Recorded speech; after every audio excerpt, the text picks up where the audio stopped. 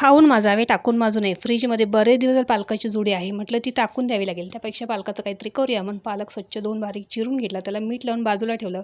इथे कांदा टोमॅटो छान असं स्मॅश करून घेतला. आलं लसणाची पेस्ट केली. पुन्हा त्या पालकातलं सगळं पाणी काढून घेतलं. त्याच्यामध्ये बारीक चिरलेला कांदा घातला. आलं लसणाची पेस्ट घातली आणि त्याच्यात मावेल इतपत बेसन घातलं. 2 कप बेसन ह्याच्यात मावलेलं आहे. त्याचे छोटे छोटे असे गोळे करून चाळणीला तेल लावून त्याच्यात ठेवून घेतले. 10 मिनिटं वाफवून घेतले.